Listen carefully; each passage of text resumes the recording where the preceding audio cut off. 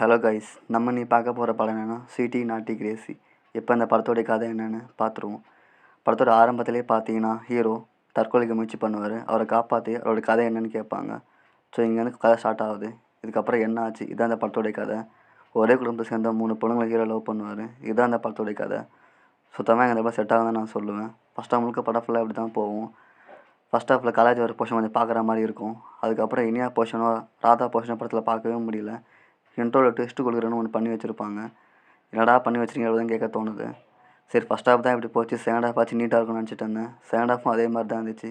Second half ஃபுல்லாக படத்தில் பார்த்தீங்கன்னா டபுள்யூ வசனமாகவே பேசிகிட்டு இருப்பாங்க. டூர்ஸ் கிளைமேக்ஸ்லாம் படத்தில் பார்க்கவே முடியல. இந்த படம் தேட்டருக்கு வந்து 6 மாதம் ஆச்சுன்னு நினைக்கிறேன். இந்த படத்துக்கு கூட வந்து மிச்சம் 2 படத்தை அப்போ நான் பார்த்தேன். இந்த படத்தை நான் ஸ்கிப் பண்ணேன். பட் தேட்டரில் பார்க்க மட்டும்னால தான் இப்போ எனக்கு புரியுது. இது ஒரு காமெடி படம் வச்சு நான் ட்ரை பண்ணேன். ஆனால் இது ஒரு அடல்ட் காமெடி மூவி. ஸோ இந்த படத்தை நீங்கள் ஃபேமிலியோட ட்ரை பண்ணாதீங்க. இந்த படத்தில் கொஞ்சம் அலர்ட் சீன் இருக்குது. நீங்கள் கப்புள்ஸாக இருந்தீங்கன்னா ஃப்ரெண்ட்ஸோட வேணால் அந்த படத்தை ரொம்ப ட்ரை பண்ணி பாருங்கள். ரொம்ப பிலோவாஜான படம் இது. இப்போ இந்த படம் ஓடிடி பிளாட்ஃபார்ம்லாம் அவைலபிளாக இருக்குது. பார்க்குறதும் பார்க்காம இருக்கிறதும் உங்களோட சாய்ஸ் தான். மறக்காம சப்ஸ்கிரைப் பண்ணுங்கள், லைக் அண்ட் ஷேர் பண்ணுங்கள்.